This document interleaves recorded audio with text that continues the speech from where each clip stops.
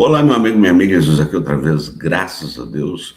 E o nosso conteúdo de hoje, ele, além de especial, eu quero desejar a você uma ótima Sexta-feira Santa, uma feliz Páscoa que ainda virá no domingo, mas que nós precisamos continuar fazendo as nossas reflexões.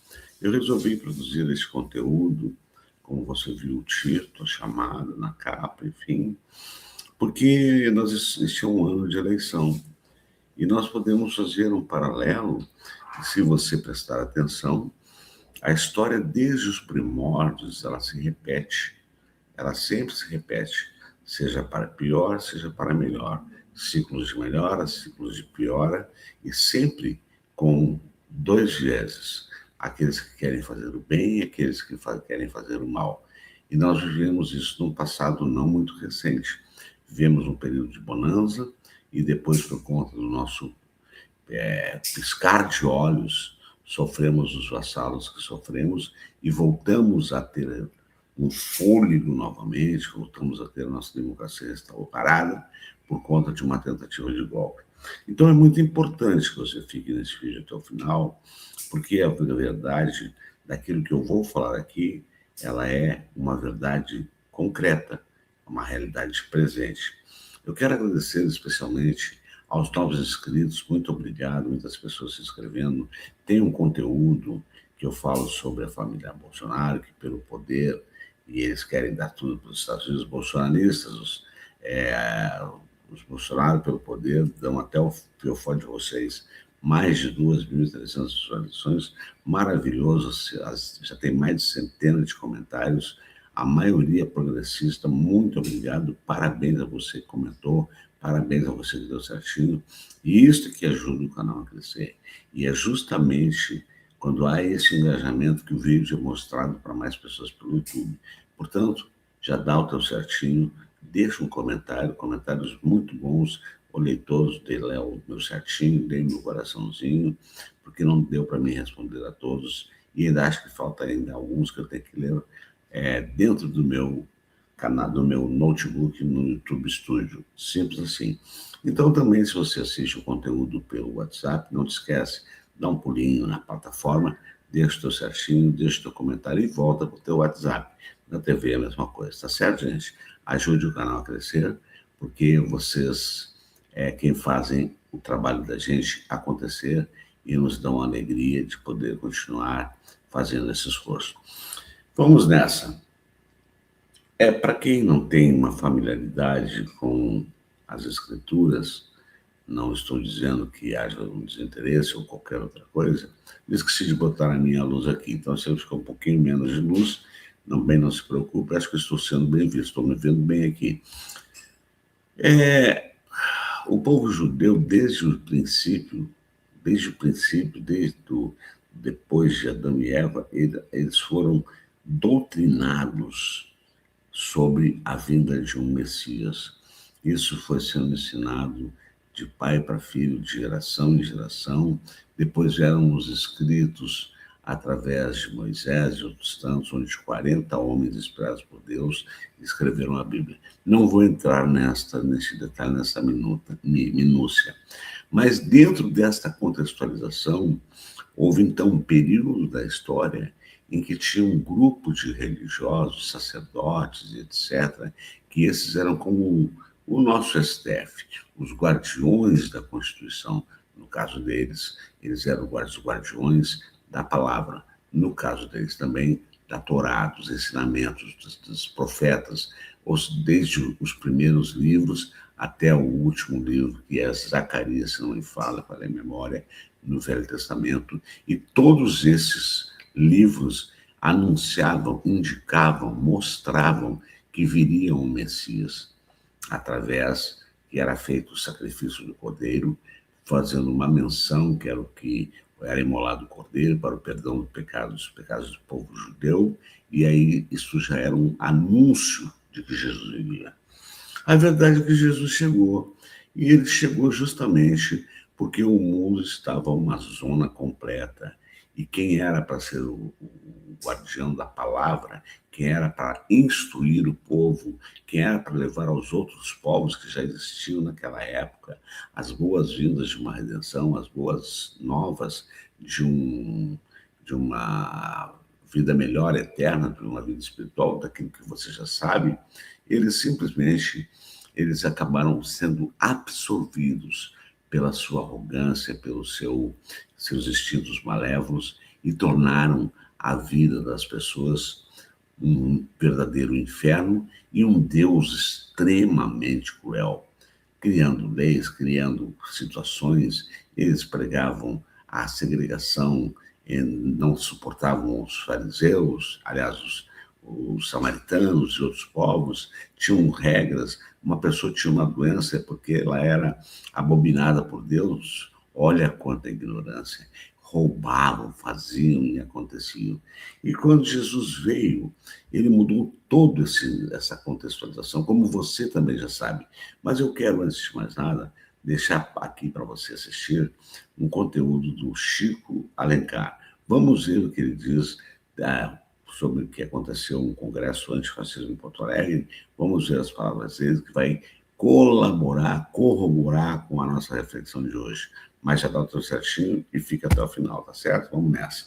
Do mundo, mas os livres do mal. Então a gente aqui está combatendo o mal, que é o egocentrismo, o individualismo, esses valores do capitalismo que estão muito reificados. Eu estou num hotel aqui pertinho, onde o Mário Quintana morou os últimos 5 anos da sua vida. Eu acho que a gente tem que ser um pouco passarinho. Esses que aí estão atravancando o meu caminho, eles passarão, nós passarinhos.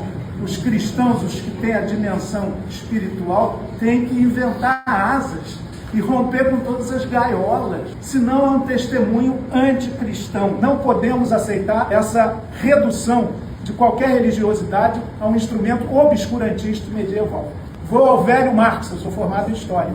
Uma frase que muito usada pelos meus amigos e irmãos ateus, com todo o direito de ser: religião, suspiro da criatura oprimida, espírito de um coração sem espírito, coração de um mundo sem coração, ópio do povo. E é um desafio para nós sermos espírito de uma situação sem espírito, coração de um mundo sem coração, suspiro nosso e ajudando os outros de quem está sob opressão nas suas diferentes formas. Então, essa religiosidade libertadora é essencial e eu creio em Deus, em vocês, em todos nós, que não há transformação social possível se a gente não tem essa dimensão da religiosidade, que é algo inerente à condição humana. Aí está. Em outras palavras, está falando desse cristianismo. E é isso que a esquerda faz. Por isso que eu coloquei na chamada ali: a esquerda segue os ensinamentos de Cristo, a direita do Sinédrio, porque a verdade é esta. Então, Jesus, você não vê na Bíblia em nenhum momento Jesus segregando, Jesus não querendo curar alguém. Não, tu não vou curar porque tu tem aqueles teus pecados. Não, todos eram bem-vindos. Jesus dizia: dai a César o que é de César, dai a Deus o que é de Deus. Jesus dizia: dai aos pobres, reparte com os pobres. Era isso que Jesus fazia, ou não é? Eu estou dizendo alguma asneira. E o que o Sinédrio fazia? Achava tudo aquilo um absurdo, porque eles, na verdade, eles temiam este cara, esse revolucionário que estava vindo mudar a cabeça das pessoas, estava abrindo a mente das pessoas para aquela realidade sórdida que elas estavam subjugadas por muitos e muitos anos.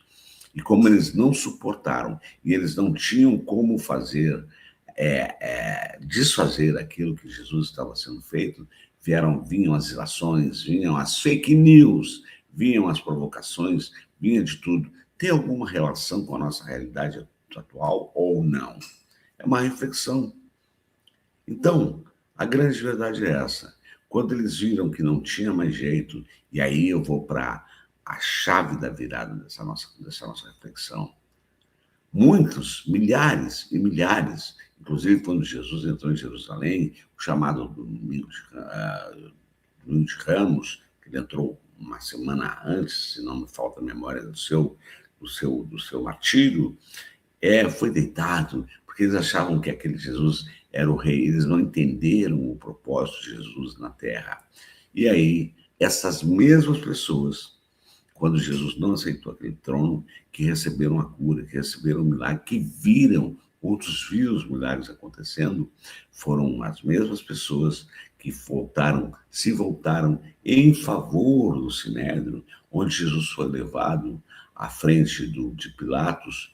E o filme do Mel Gibson mostra muito bem este ato do Sinédrio. Isso inclusive, gerou uma revolta em Hollywood. Ninguém queria patrocinar o filme do Mel Gibson. Ele botou da grana dele mais de 50 milhões de dólares para fazer esse filme e virou um sucesso mundial, e está sendo preparado o segundo filme que está por sair, que é A Ressurreição.